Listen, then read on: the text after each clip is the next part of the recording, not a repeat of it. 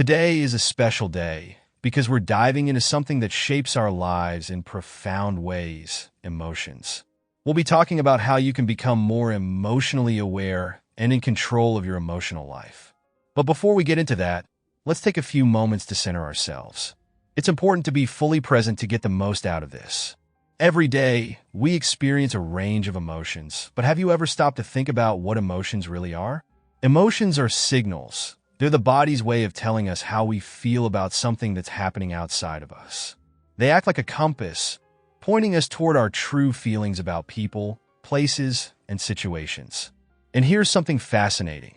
While emotions are created in the brain, they're felt in the body. Isn't that incredible? You've probably heard about the mind-body connection, and science proves it.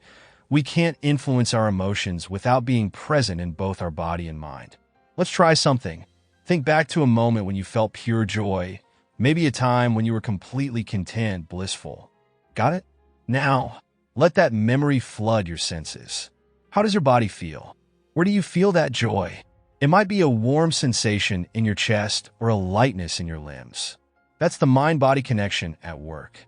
Emotions are powerful, but they don't have to control us.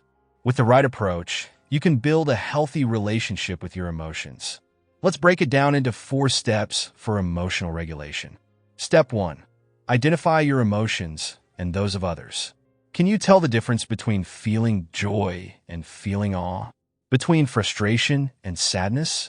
The better you get at identifying your own emotions, the better you'll understand the emotions of those around you.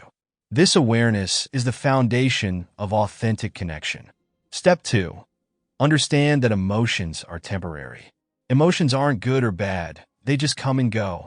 They're indicators of how your brain interprets what's happening around you. Once you grasp this, you'll realize that emotions don't define you. They're just visitors passing through. Step 3. Learn to express your emotions. This is a big one. When you can put your emotions into words, whether by talking to someone or even writing them down, about 50% of the emotional intensity fades. Think about that. Naming your emotions helps you process them, and clear communication strengthens your relationships, too. Step 4. Develop the skill to manage your emotional responses. You can only influence your emotional responses after you've taken the time to understand them. This means practicing mindfulness, tuning into your body, and noticing how emotions show up physically. Doing regular body scans, where you pay attention to sensations in different parts of your body, trains your brain to be more aware.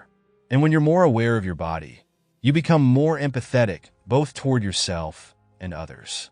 Emotions don't have to run the show. When you become aware of them, you realize you can influence not just how you feel, but also how you respond. And here's the truth. With more control comes more responsibility. As Lisa Feldman Barrett said, we are responsible, not because we are to blame, but because we are the only ones who can do something about our emotions. Isn't that empowering? To get a better handle on your emotions, spend some time getting to know yourself.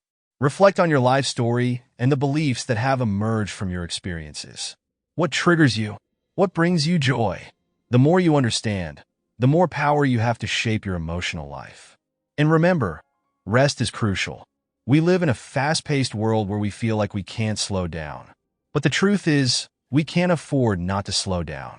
Your body and mind need time to recover from stress, and rest is the only way to do that, whether it's through sleep, relaxation, or play.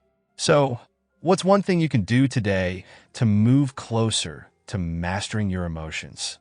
Maybe it's loosening the tight control you've held over them, letting them flow a little more freely. Or maybe it's realizing just how much control you already have and starting to use it with intention. Whatever it is, choose one action today for your emotional well-being and just go for it. We're incredibly proud of your journey, and we can't wait to see where it leads next. Until tomorrow, keep striving to understand yourself, to master your emotions, and as always, keep on rising.